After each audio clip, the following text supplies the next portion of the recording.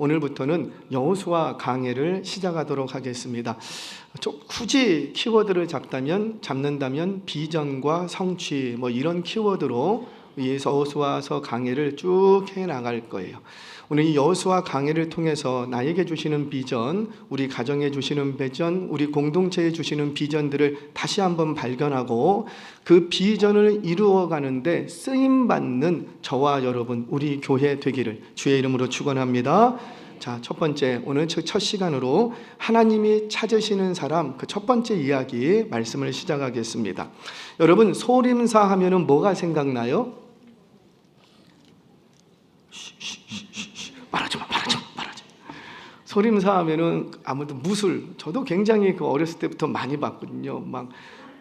이렇게 용문시 탁 하고 철사장 하고 그 머리 깎고 구멍 뚫고 그리고 소림사 하면은 무술이 생각이 납니다. 사실 그 쿵호 빼고 나면 소림사는 사실 별 볼 일 없는 절간이에요. 중국의 역사 속에 소림사는요 그렇게 길지 않습니다. 그런데 이 소림사가 변화하고 있다는 거죠. 어느 정도로 변화됐냐면은 중국의 트레이드마크, 절간 중에서 소림사 빼고도 기억나는 거 있어요? 아무것도 없어요. 세계적으로도요 중국의 자존심, 중국의 트레이드마크로 딱 자리 잡고 있습니다. 어떻게 역사도 그렇게 오래되지 않은 이 소림사가 중국의 자존심이 되었을까?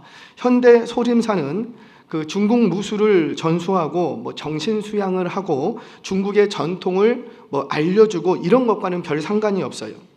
수년 전 삼성경제연구소에서 흥미로운 보고서 하나를 내놓은 적이 있습니다. 그 제목이 참 흥미로웠어요. 소림사에서 쿵호만 배우란 법은 없다. 이게 보고서의 제목이었어요. 제가 제목이 하도 흥미로워서 갔다가 읽어본 적이 있습니다. 그 보고서에 따르면 현대 소림사의 주요 산업, 주력 산업은 뭐냐면 무술 가르치는 게 아니에요. 미디어 산업이에요.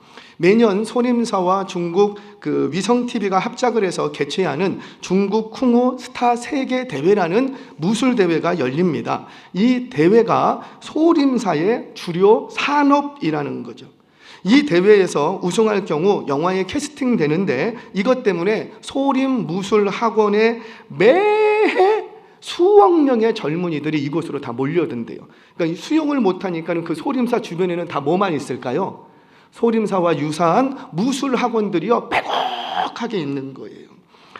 우리가 잘 알고 있는 성룡, 이영걸, 주윤발 이러면 70년대생 이런 사람들이 다 어디 출신이냐면 여기 1, 2, 3등이에요.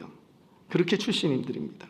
자, 소림사는 여기서 멈추지 않고 급변하는 시대 속에서 사라지지 않기 위해서, 절간이 문을 닫지 않고 잊혀지지 않기 위해서 뭘 했냐면 중국 정통 중의학을 중심 바탕으로 해서 의료 사업에 뛰어들게 됩니다. 그래서 헬스케어 제품을 출시하고 건강식품이죠. 건강식품을 출시하고 여러분들 들어보셨어요? 소림사 약국이라고? 소림사 약국을 개원합니다. 거기다가 코카콜라와 손을 잡고 기능성 건강 음료를 시판하고 나이키와 손을 잡고 쿵호 신발을 제작해서 판매하고 있어요. 이게 현실이에요. 그러니까 정리하자면 현대 소림사는 그 주 수입원이 뭐냐면 문화관광 산업을 통해서 매해 엄청난 수입을 창출합니다. 그리고 소림사라는 이름을 상표권 등록을 하고 나선 그 상표권 관리를 통해서 다양한 문화와 상품을 개발해서 판매하고 있는 거예요. 거기다가 앞에서 말씀드렸던 엔터테인먼트 산업, 헬스케어, 약국 사업, 심지어 산업단지 및 부동산 개발에까지 뛰어들고 있어요.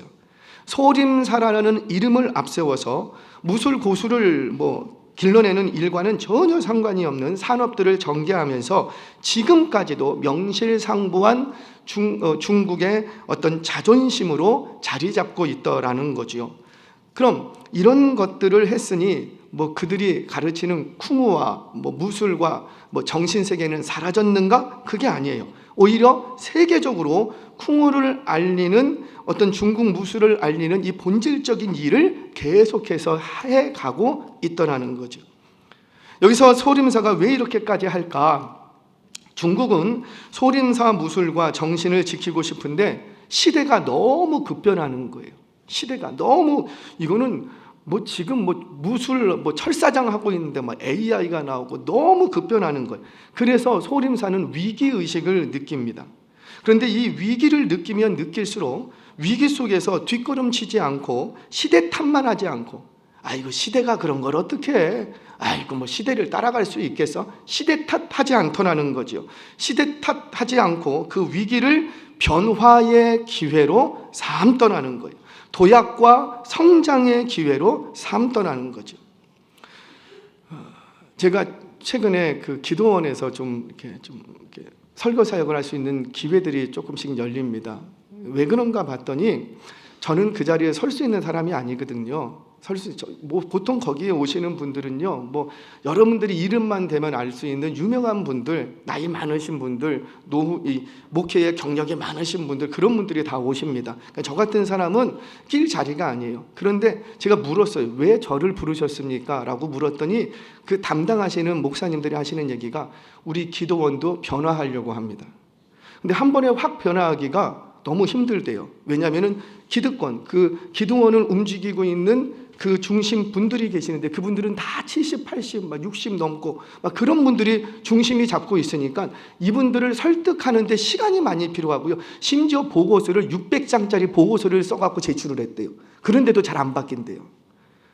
그러니까 지금 기도원도, 여러분 우리나라는요 외국하고 좀 다르죠. 서양 같은 경우는 수도원 영성이라는 게 있어요. 수도원 영성. 수도원을 중심으로 그 기독교 신앙들이 쫙 면밀히 흘러왔습니다. 근데 우리 한국 교회는 어때요? 수도원 영성이 아니라 소위 말하자면 무슨 영성?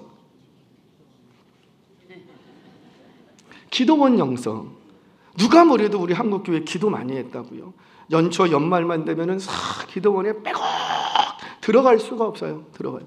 그 정도로 기도가 뜨거웠던 민족이 이 민족이었다고요. 그래서 한국 교회를 일으키고 한국 교회의 어떤 밑바탕을 쭉 흘러가는 것이 기도원 영성이라는 게 있어요. 근데 기도원마다 점점 다 힘들고 어렵대요. 그런데 몇몇 기도원, 우리 한국을 대표하는 기도원들이 변화되어야 되겠다. 그래서 좀 젊은 목사님들을 찾고 계시더라는 거예요. 제가 무슨 얘기를 하려고 하냐면 어떤 공동체나 어떤 사회나 어떤 가정이나 어떤 인생도 시대와 부딪힘이 있다 없다? 있다. 그 시대 속에서 내가 따라가지 못하고 도태되는 경우들이 있다. 그것이 위기로 다가온다. 그런데 그 위기를 얼마나 잘 극복하느냐가 오히려 더 그 위기가 기회가 되어서 개인, 가정, 공동체를, 그 사회를 도약과 성장으로 만들어가더라는 거예요. 아멘 하시기 바랍니다. 오늘 우리가 좀 들어야 될 첫 번째 말씀의 교훈이 바로 그겁니다. 광야 40년 생활을 마치고 이제 드디어 그렇게 수건이었던 가나안 입성을 앞두고 있어요. 얼마나 기쁘고 얼마나 영광될까. 이제 드디어 그렇게 고대하던 기대하던 가나안 성의 그 복지에, 복된 땅에 들어가게 되었다. 주께서 연초부터 연말까지 지키시는 그 땅에 우리가 들어가게 되었다. 얼마나 흥분될까요? 그런데 예상치 못한 당혹스러운 현실이 딱 펼쳐집니다. 뭐라? 영도자 모세가 죽어버렸어요. 아니 시름시름 앓다가 하나님이 데려가셨다면은 뭐 준비라도 하고 뭐 마음의 준비라도 하고 있지. 그런데 전혀 그러지 않았다고요. 성경에서는 모세를 향해서 뭐라고 말하냐면 그 눈이 흐리지 않고, 우리는 50만 넘어도 반백년만 살아도 눈이 침침하고 노안이 오고 할렐루야. 다 좋으신가 봐요. 나만 그래. 눈이 침침해지고 기도 안 들리고. 모세는 안 그랬대요. 모세는 하나님이 부르시는 그날까지, 그 순간까지 눈이 침침해지지 않고 흐리지 않고 기력이 쇠하지 않았답니다. 그런 모세를 하나님이 하룻밤 사이에 갑자기 불러가신 거예요. 그러니 이 모세의 갑작스러운 죽음 앞에 이 이스라엘 공동체는 충격이었던 거지요. 왜? 전혀 대비하지 못하고 있었기 때문이에요. 가나안 정복을 앞두고 있는 이 백성들에게 흥분해 있는데, 기대에 차 있었는데 갑자기 모세의 죽음은 충격으로, 절망으로 다가왔다라는 겁니다. 어찌해야 될 바를 몰랐어요. 이것이 바로 공동체에게 찾아온 위기였어요. 그런데 이 공동체의 위기는, 우리의 위기는 하나님 편에서 볼 때 새 시대를 열어가는 기회가 되더라는 거예요. 이런 거죠. 어려움이 없으면 떠나지 않습니다. 어려움이 없으면 다른 일을 한번 해볼까 생각은 안 한다는 거예요. 그런데 그 위기의 순간, 나에게는 위기인데 그 위기의 순간이 하나님 편에서는 새로운 시대를 열어가는, 내 인생의 대반전을 경험케 하는 하나님의 계획이 숨겨져 있다는 거예요. 그 계획 속에 쓰임받는 사람은 있다는 거죠. 쓰임받는 사람.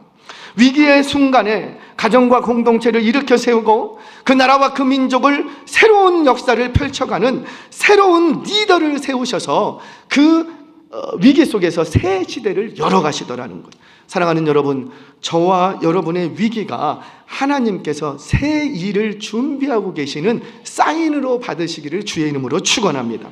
그 새 일을 행하실 때는 반드시 쓰임받는 리더는 있더라는 거예요.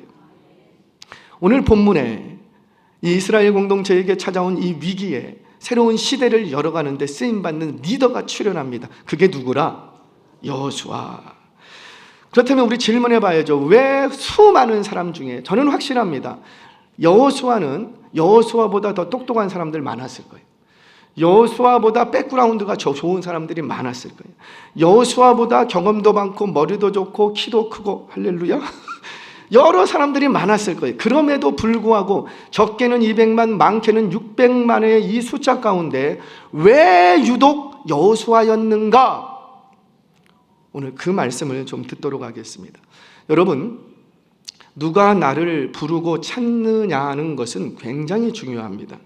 누가 나를 부르는가를 보면 내가 이제껏 어떤 인생을 살았는지 그냥 드러납니다. 누가 나를 부르는가를 보면 내가 지금 어떤 위치, 나의 위치와 나의 현 주소가 그대로 드러납니다. 자, 예를 들어서 어느 날 전과 팔범이 저에게 한밤중에 전화가 왔어요. 야, 재구가 너 뭐하냐? 나와. 어디로? 술집으로. 할렐루야.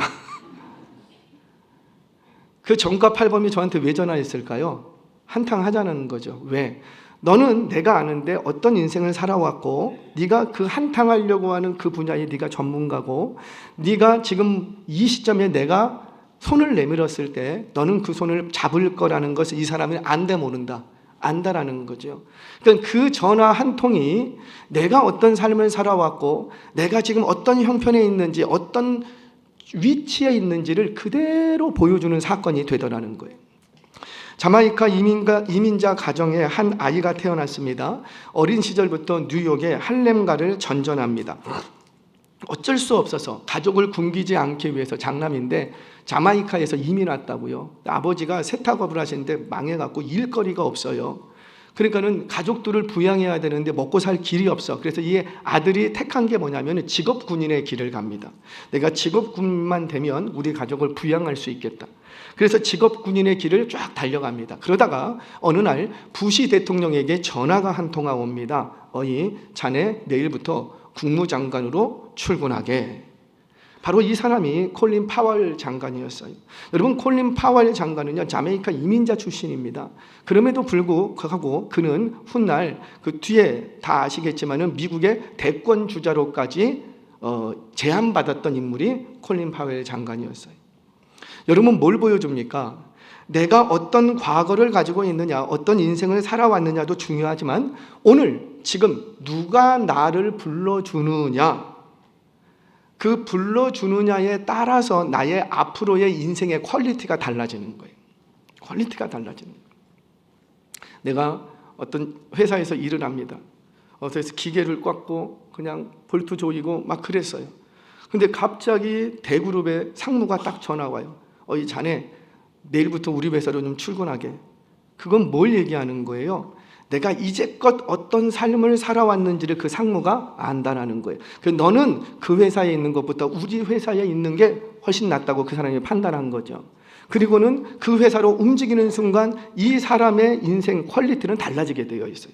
원리는 같습니다. 사랑하는 여러분, 모세가 죽은 후에 하나님께서 여호수아를 부르십니다. 부르시고 비전을 주십니다. 우리 청년들 잘 들으셔야지 돼요. 하나님이 부르신다는 것은 여러 가지 계획에 담겨져 있어요. 우리는 하나님이 나를 불러 쓰시면은 행복, 첫 번째 생각해야 될 게 우리 하나님은 그냥 부르지 않으십니다. 반드시 비전을 가지고 부르십니다. 그래서 하나님 앞에 부름받은 사람들은 반드시 뭘 찾아야 되냐면 나를 향한 하나님의 꿈, 나를 향한 하나님의 비전과 계획이 뭐길래 나를 이 타이밍에, 이 시기에, 오늘 지금 나를 그곳으로 불렀는가, 그거를 깨달으셔야지 돼요.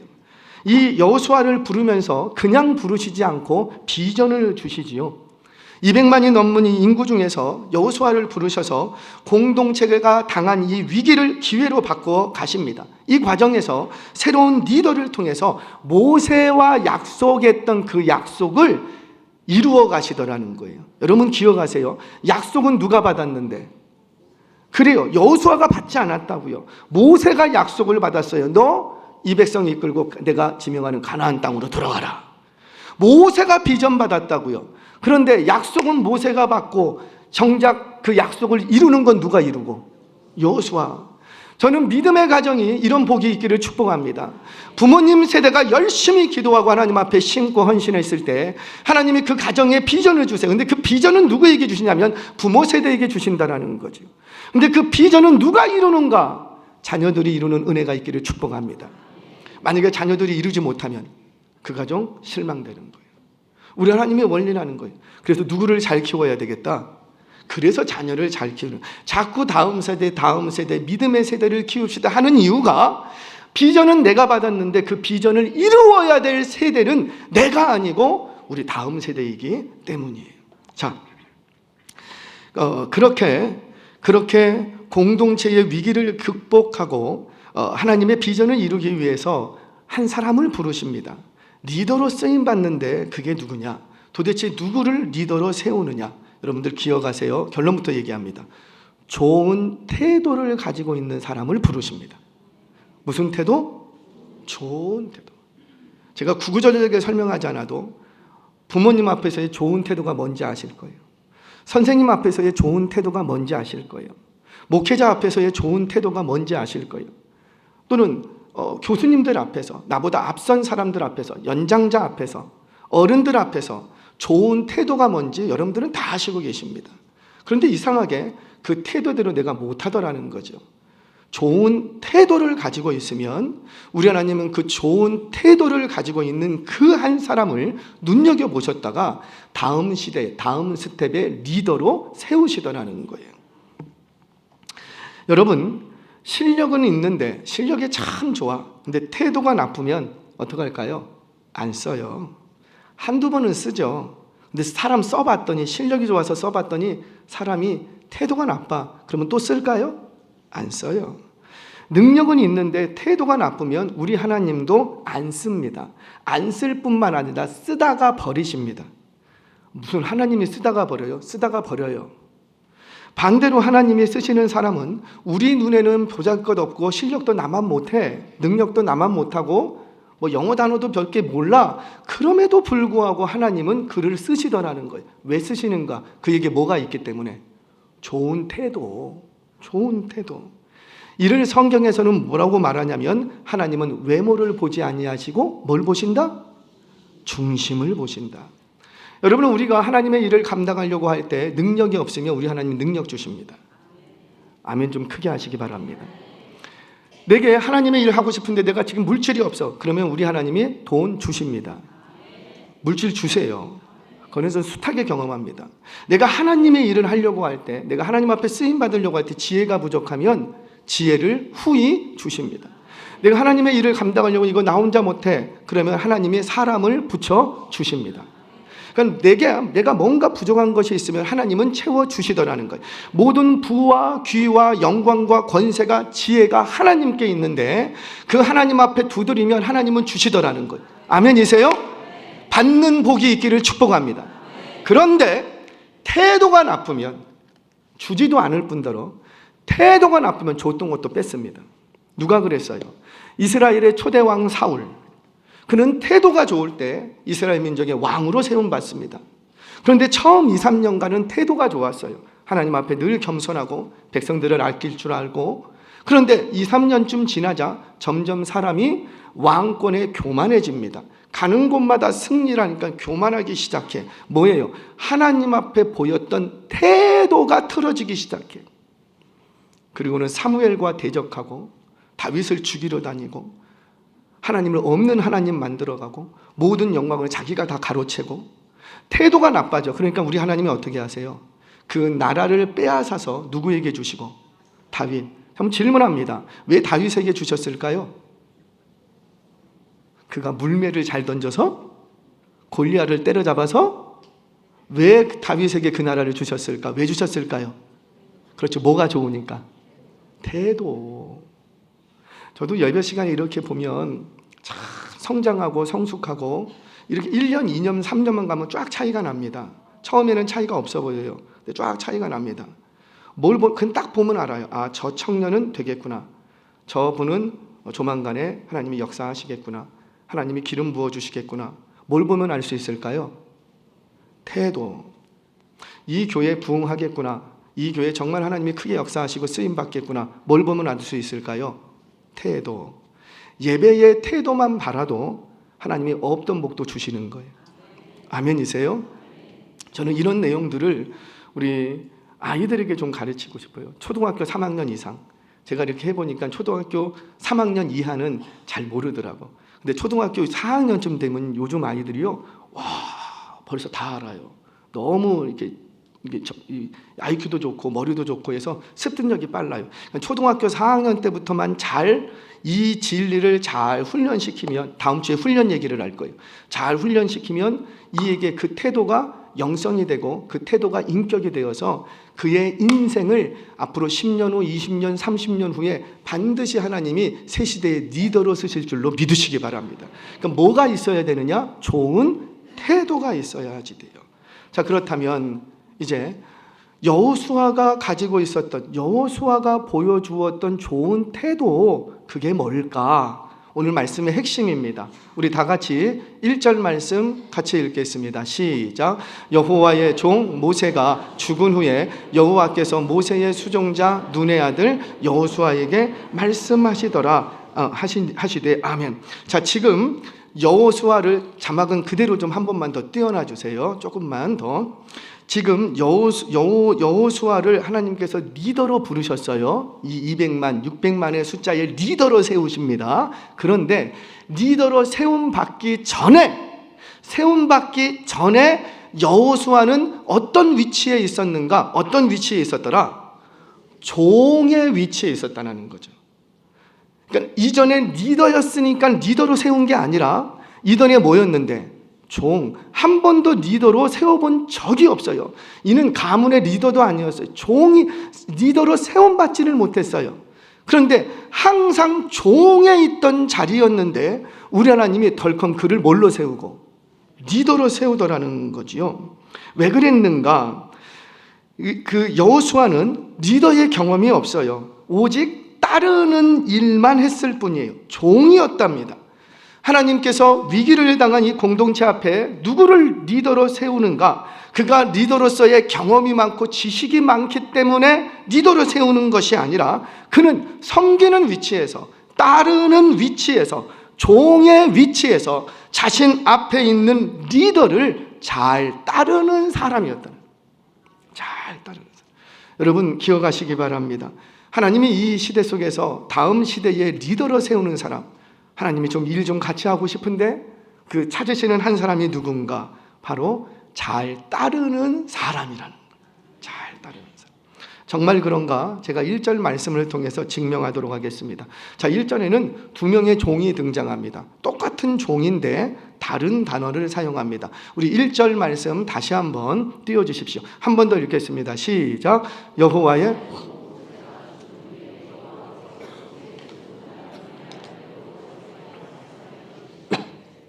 자, 모세도 종이에요. 여호수아도 종이에요. 둘 다 종의 위치예요. 근데 모세를 향해서는 어떤 종이라고 부르고?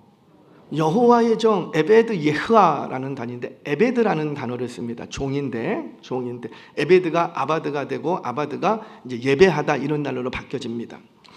얼마나 멋져요. 우리 모두 다 하나님의 종이 되고 싶지 않습니까? 하나님의 일꾼 되고 싶지 않습니까? 내가 어차피 헌신하고 수고하고 종의 자리를 갈 텐데 여호와의 종이면 얼마나 좋아요. 우리 모두 다 듣고 싶은 말이라고요. 그런데 모세에게는 여호와의 종이라고 부르는데 여호수아에게는 다른 종이라고 부릅니다. 누구의 종이라? 모세의 종, 메샤레트, 모셰라는 말이에요. 같은 종인데 한쪽은 에베드라는 단어를 쓰고 한쪽은 메샤레트라는 단어를 듭니다. 샤라트에서 파생한 단어인데, 자, 우리가 무슨 뜻인지 몰라도 에베드하고 샤라트 같은 단어일 것 같아요? 다른 단어일 것 같아요? 뭔가 달라. 소리로만 들어도 달라.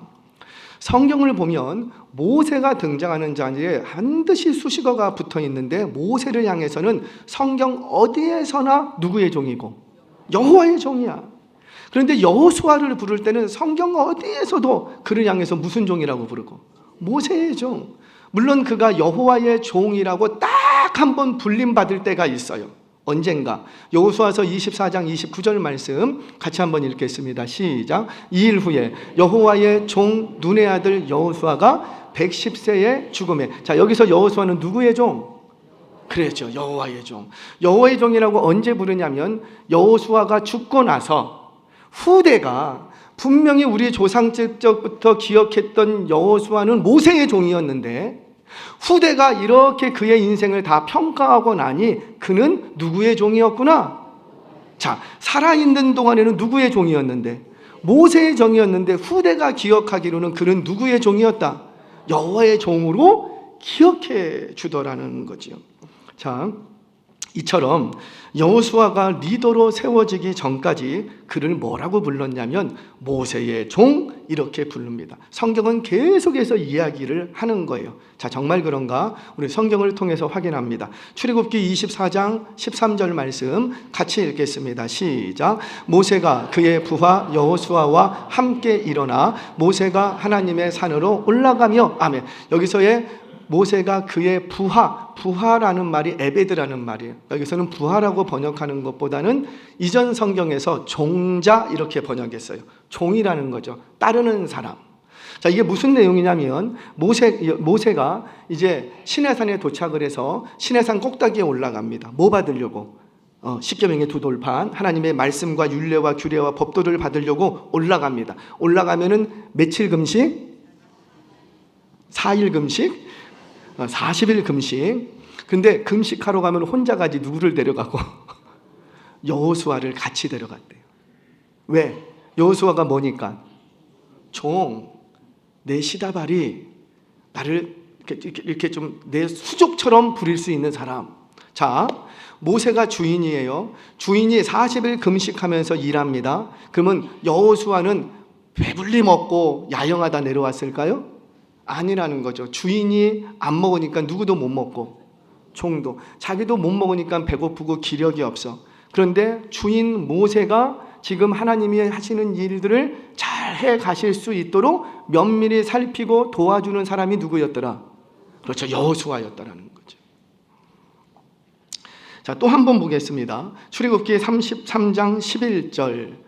한마디로 배고픈 자리까지도 막 가는 거예요. 자, 11절 같이 읽겠습니다. 시작. 사람이 자기의 친구와 이야기함 같이 여호와께서 모세와 대면하여 말씀하시며 모세는 진으로 돌아오나 눈의 아들 젊은 수종자 여호수아는 회막을 떠나지 아니하니라. 아멘. 여기서의 수종자는 에베드라는 종이라는 단어예요. 여러분 잠깐만 떼어놔 주세요. 이게 지금 무슨 내용이냐면 이제 율례와 규례와 법도를 다 받고 이제 진중에 회막을 딱 다 제작을 했어요. 그 회막에 언약궤를 딱 안치하고 그랬더니 시내산에 있던 구름이 회막 위로 덮입니다.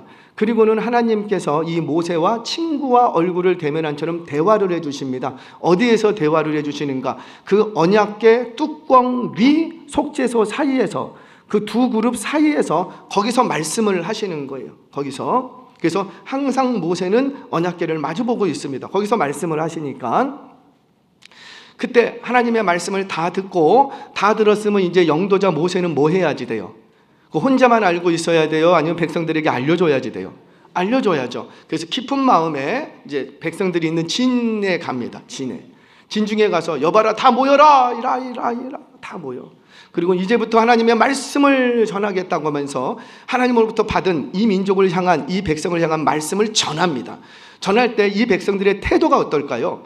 하나님의 말씀이니까 납작 엎드립니다. 누구 앞에? 모세 앞에 납작 엎드립니다. 그리고 모세가 쫙 말하면은 아멘 아멘, 우리 여호와는 자비로우시도다, 우리 여호와는 무궁하시도다, 아멘 아멘 하면서. 누구 앞에서? 하나님 앞이지만 모세 앞에서. 그러면 사실 누가 기분이 좋을까요?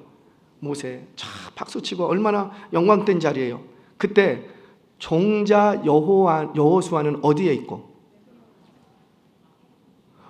이왕 영광 받고 박수 받는 자리에 함께 배고프고 함께 고생했는데, 사실 모세가 일을 많이 할까요? 여호수아가 일을 많이 할까요?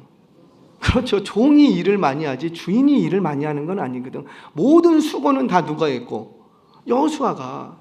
그러면은 배고플 때도 함께 배고팠는데, 산전수전 다 겪었는데, 하나님의 말씀을 전하면서 영광 받을 때, 그때 여호수아도 이게 모세 옆에 이러고만 있어도 어때요? 기분이 좋아요, 나빠요? 엄청 좋아. 이거 사람 다 같은 마음이에요. 수고하고 박수 받는 자리에 저도 좀 같이 옆에서 좀 그냥 서 있기만 하겠습니다. 얼마나 좋아요. 이거 아시죠? 여러분 청와대에서 뭐 이렇게 연설하려고 하고 뭐 보고하려고 할 때 그 옆에 뒤에 쫙 서 있는 사람들 있잖아요. 거기에 자기가 말도 안 하는데 같이 서 있는 게 좋아. 그래서 쫙 거기에 줄 쓴다고요. 여러분, 이거는 모든 인지상정이에요. 사람들의 마음 비슷해요. 심지어 예수님의 제자들도 그랬어요. 예수님의 제자들이 예수님을 따릅니다. 3년을 아주 죽기 살기로 따릅니다. 그러면서 마지막에 하는 얘기가 뭐예요? 당신의 나라가 임할 것 같은데, 당신의 나라가 임했을 때 지금 따르던 내 아들 하나는 우편에, 하나는 좌편에 함께 영광 좀 누리게, 함께 박수 받게 좀 해주세요. 이게 사람의 마음이에요. 여호수아도 이 마음의 범주를 떠나지 않습니다. 그런데 여호수아에게 다른 명령이 주어집니다. 너 지난번에는 나랑 같이 배고픈 자리까지 갔지만 지금 박수 받는 자리는 누구만 가고? 나만 갈 테니까 너는 뭐 해라? 회막을 지키랍니다. 여러분, 회막에 누가 찾아올 사람이 있을까요? 이스라엘 백성은 무서워서 못 찾아가. 오직 여호수아만 가는 곳이에요. 거길 무서워서 누가 가? 아무도 찾아오지 않아. 아무도 찾아오지 않는데 그걸 왜 지키고 있냐고. 그럼에도 불구하고 모세가 여호수아에게 명령하자 여호수아는 어떻게 하고? 예썰! 노가 없어. 아니 모세 주인님 저도 좀 같이 가면, 이런 말이 있어요 없어요? 없어. 이제 이 종의 태도가 보이십니까? 여호수아에게 어떤 명령이 주어진지 간에, 그를 어떤 자리로 보내든지 간에 여호수아는 말이 없어. 항상 따르는데 정말 잘 따르는 종이었다는 거예요. 이게 하나님의 음성이 아니라고요. 우리 중에도요, 하나님의 음성 들리면 다 할 거예요. 근데 하나님의 음성도 아니야. 누구의 음성이었는데? 모세. 그럼에도 불구하고 여호수아는 이 모세의 음성을 잘 따랐다라는 겁니다. 자, 한 번은 정말 가기 어려운 자리로 모세가 보냅니다. 출애굽기 17장을 보면 느비딘 골짜기에서 아말렉과의 전쟁이 일어납니다. 그때 모세는 어디로 올라가고? 저 산 꼭대기, 전쟁은 골짜기가 있는데 골짜기에서 전쟁이 일어나는데 모세는 저 산 꼭대기로 올라가갖고 뭐예요? 기도하러 올라간대. 그럼 누구 데리고 가야 돼요? 그렇지, 여호수아 수종자 데리고 가야지. 거기가 좀 안전하잖아. 봉신 기도할 때 좀 옆에서 이렇게 돕고. 그런데 여호수아에게 또 다른 명령이 주어집니다. 너는 어디로 가라? 전쟁터로 가라. 나는 기도하러 갈 테니까 너는 전쟁터로 가라. 그랬더니 여호수아가 이게 무슨 얘기입니까? 내가 당신한테 얼마나 충성했는데 이제 와서 나를 그 죽음의 구렁텅이로 그래요? 안 그래요? 안 그래. 여호수아는 노가 없어. 왜 나를 이렇게 하십니까? 말이 없어. 모세가 가라 하면 가고, 가지 말라고 여기 있으라고 하면 있고, 항상 모세는 예스, 항상 여호수아는 예스. 누구 앞에서? 모세 앞에서. 지금 성경이 계속해서 우리에게 여호수아에 대한 관점 하나를 던져주는데, 그게 뭐냐면 여호수아는 리더로 부름받기 전에 누구를 섬겼더라? 모세를 섬기는 종이었다는 거예요. 왜? 모세를 누가 세웠으니까? 하나님이 내 앞에 세우신 리더로 인정하고 그가 하나님이 아니라고요. 그럼에도 불구하고 하나님이 내 앞에 세운 리더로 인정하고 그를 잘 따르는 종이었다라는 거죠. 사랑하는 여러분, 하나님께서는 따라본 적이 없는 사람을 리더로 안 세웁니다. 우리는 뭐 리더의 일을 많이 해본 사람을 리더로 세울 것 같은데 아니에요. 하나님께서는 따라본 적이, 잘 따르는 적이 없었던 종된 위치, 따라야 되는 위치에서 잘 따라본 경험이 없는 사람을 하나님의 새 시대를 여는 리더의 자리에 앉히지 않더라는 거죠. 오늘 이 시대가 참 위기의 시대라고 하는데 우리 편에서는 위기일지라도 하나님 편에서는 새 시대를 열어갈 수 있는 기회가 되는 거예요. 그런데 그 새 시대를 여는 데 있어서 쓰임받는 사람이 있는데 어떤 사람이라? 내가 리더 되겠다고, 나 실력 있는데, 내가 잘하는데, 내가 이 분야에 대해서 너무나도 잘하는데 왜 나는 안 세워줍니까? 그런 사람이 아니라 하나님이 세우신 종인 모세의 잔심물음을 잘 따르고 그곳이 어디든지 간에 가라면 가고 가지 말라고 하면 가지 않는 그렇게 잘 따르는 사람을 하나님이 찾으시는 줄 믿으시기를 바랍니다. 다윗 얘기해도 끝도 없어요. 형들이 전쟁터 나갔습니다. 아버지의 양과 형들의 양을 쳐야 되는데 그거 누구한테 맡기고? 다윗 네가 가서 양 쳐라. 네가 가서. 왜 접니까? 여러분, 사랑은 내리사랑이에요, 올림차순이에요? 내리사랑이야.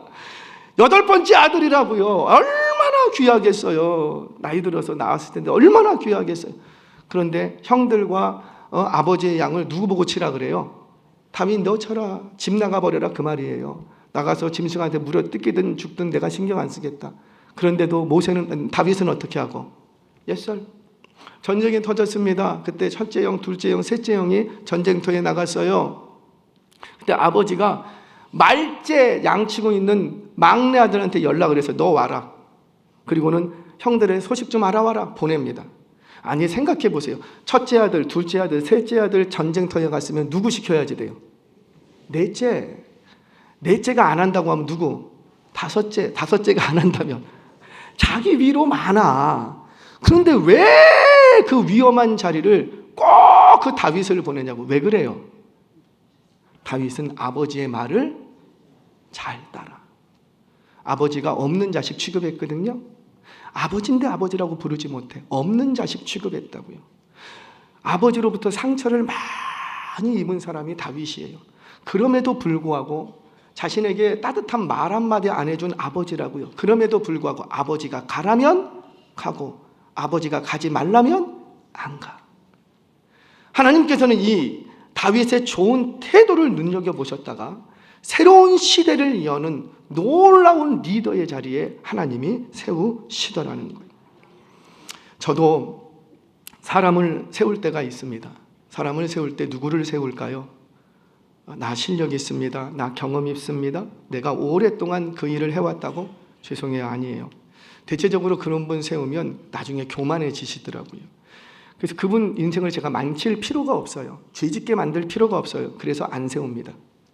내 앞에 있는 리더를 하나님이 세우신 리더로 믿고 인정하고 잘 따르는 사람, 그 사람을 잘 보고 있다가 다음 스텝에 그분을 리더로 세우는 거예요. 내 앞에 세운 구역장, 나보다 좀 못나 보여. 나보다 교회도 오래 안 닫고 나보다 기도도 많이 안 하는 것 같아. 그럼에도 불구하고 하나님이 내 앞에 세우신 구역장님, 내 앞에 세운 리더라고 인정하고 그 리더의 말을, 이거 하나님의 말도 아니라고요. 리더의 말을 잘 따르는 사람, 그 사람 눈여겨봤다가 다음 리더로 누굴 세우고 그 사람 세우는 거예요. 그 사람. 교회의 장로님, 권사님, 교구장님, 구역장님, 누가 뭐래도 교회의 리더예요. 우리들의 합의에 의해서 세운 것 같지만, 우리의 합의가 있었죠. 합의가 분명히 있었지만, 우리가 세우는 것 같지만 그 이면에 움직이신 분이 누구라? 하나님. 아멘이세요? 그러면 어떤 결과 앞에서도 하나님이 일하셨다고 믿고 인정하고 잘 따라주시기를 바랍니다. 바로 그런 사람을 저도 다음 스텝에서는 그런 사람들을 눈여겨봤다가 리더로 세우는 거예요. 우리 청년들이 있습니다. 우리 청년들에게 제가 꼭 부탁하죠. 배우자를 결정할 때 가장 먼저 봐야 될 게 있어요. 여러분들 누군가 사위와 며느리를 데려오려고 하면, 맞이하려고 하면 뭐부터 보실 거예요? 거기 말씀해 보세요. 뭐부터 보실 거예요? 믿음 아니에요? 돈 보실 거예요? 집 보실 거예요? 자네 몇 평짜리 아파트가 준비되어 있나? 나라에서 주는 거 준비하겠습니다. 차가 뭔가? 직장은 뭔가? 이거 묻지 말라라는 게 아니에요. 필요 없는 건 아니에요. 당연히 안정된 직장이 있어야지 가정 경제가 유지가 될 거 아닙니까? 그게 의미 없다는 건 아니에요. 그런데 믿음의 가정에서 가장 먼저 저울질 해봐야 될 건 뭐라? 믿음. 저 형제가 좀 가진 게 없어도, 저 형제가 좀 못생겼어도, 저 형제가 아직은 취업을 못했어도 뭘 먼저 보고? 믿음. 그런데 그 믿음을 어떻게 확인하실 거예요? 이 형제 자매가 믿음이 있는지 어떻게 확인하실 거예요? 교회 잘 다니면 확인돼요? 목사님 자녀면, 장로님 자녀면, 권사님 자녀면 오케이입니까? 교회에 오래 있으면은 저 자매 믿음이 있구나 그렇게 보실 거예요? 아니잖아요. 믿음이 있는지 없는지, 그 믿음의 깊이가 어떤지 뭘로 확인하실 거냐고요. 제가 우리 청년들에게 배우자들 고를 때 기준 하나를 제시해 줬어요. 그게 뭐냐면, 내 부모님의 말씀을 잘 따르는 배우자는 오케이. 하나, 둘, 셋. 다시요. 내 부모님의 말씀을 잘 따르는 배우자면 오케이. 왜냐하면 나를 낳아주고 길러주고 입혀주고 이제까지 나를 키워주신 그 부모님이 나보다 배운 게 없고 뭔가 부족하다 할지라도 그 부모님의 말씀도 따르지 않는다면 어느 날 나 너 사랑해, 영원히 사랑할 거야, 믿지 마세요. 그냥 정직하게 한 50년만 사랑할게, 그러면 그는 믿어주시고, 여러분 그냥 보기 좋다고 어느 날 찾아와서 나 너 없으면 안 돼, 내가 너를 정말 잘 따라줄게, 그거 믿을 수 있어요? 나를 낳아주고 길러주고 나를 여기까지 비빌 언덕이 되어주신 그 부모님의 말씀도 제대로 따르지 않는데 어느 날 나 이쁘다고 나 막 쫓아다니다가 나 너랑 결혼할래, 내가 네가 말하는 거라면 뭐든지 들어줄게, 그걸 어떻게 믿냐고. 뭘 잠깐은 그럴 수 있겠지. 그래서 반드시 배우자를 고를 때는 이건 맞기도 하고 꼭 틀린 것도 아니더라고요. 지나보니까 내 부모님의 말씀을 잘 따라본 적이 있는, 정말 내 합리적이지 않고 비상식이라 할지라도 이 시대와 맞지 않아도 그 부모님의 말씀을 잘 따라본 적이 있는 그런 배우자는 오케이. 그런 배우자가 믿음이 있으면 그 믿음은 진짜 믿음. 그런 배우자가 만약에 지금 믿음이 잘 없어도 내가 믿음이 있으면 그 배우자는 믿음의 반열에 설 가능성이 굉장히 높습니다. 사랑하는 여러분, 무슨 말입니까? 내 앞에 세워주신 리더, 여러분 10아들이 있어도 다 내 속으로 낳은 10아들이지만 10아들이 있어도 그 10아들이 다 여러분들의 말에 잘 따릅니까? 저는 둘 있어도 안 되더라고. 어려워. 10아들 다 제각기 똑똑하고 잘났지만 그 10아들이 다 내 말을 잘 따라주지는 않더라고. 따라주는 그 한 아들, 누구한테 마음이 가요? 그 말단. 나한테 100억짜리 빌딩이 있어. 뭐 감동이 없어. 나한테는 그런 거 없으니까. 100억짜리 빌딩이 있어. 그거 누구에게 줄 거예요? 말 지질이 안 듣는 아들에게 줄 거예요? 아니면 평소에 자기를 다 따르는 아들에게 줄 거예요? 그래요. 원리는 같다라는 거죠. 원리. 영원한 하나님의 나라, 다시 한번 이루실 하나님의 새 시대, 그 새 시대의 리더로, 그 새 시대를 받을 사람으로 누구를 세우는가? 잘 따라본 경험이 있는 사람을 리더로 세우는 거예요. 말씀을 정리합니다. 예수님께서도 이 땅에 오셔서 33년의 생애를 마치시고 십자가 죽음 당하시고 부활 승천하십니다. 이 세상을 떠나가셨어요. 떠나고 나면 이 교회 공동체의 위기가 찾아오는데 그 위기의 순간에 이 세상을 변화시킬 리더로 당신의 제자들을 세우십니다. 12제자. 지금도 우리 한국교회, 전 세계 교회는 그 12제자 이름을 기억하고 있다. 12제자. 예수님의 제자들은 다음 시대, 예수님이 이 땅을 떠나가신 다음에 다시 올 때까지 다음 시대를 변화시킬 하나님의 뜻을 이루어갈 놀라운 리더로 쓰임받습니다. 자, 그런데 리더로 세우기 전에 우리 예수님이 어떤 자리로 부르시는가? 우리 마태복음 4장 19절 말씀 마지막으로 있습니다. 시작. 말씀하시되 나를 따라오라. 내가 너희를 사람을 낚는 어부가 되게 하리라. 아멘. 사람을 낚는 어부로 세우는 것이 우리 하나님의 비전, 예수님의 꿈이고 예수님의 비전이요. 베드로, 너는 하나님 나라의 곳간을 채워갈 하나님의 사람들을, 영혼들을 건져내는데, 교회를 확장하고 하나님의 나라를 이루어가는데 쓰임받을 리더야. 그 비전을 품고 제자들을 부르십니다. 그래서 반드시 이 제자들은 반드시 예수님이 원하시는 대로 리더로 세워집니다. 그런데 리더로 세워지기 전에 먼저 어디로 부르시냐면 나를 따라오라. 나를 따르는 자리로 부르시더라는 거죠. 그러면 누가 리더로 세워졌던가? 잘 따르는 위치에서 잘 따랐던 그들이 리더로 세워. 우리 청년 여러분, 오늘도 예배 자리에 많이 나오셔서 감사합니다. 죄송해요.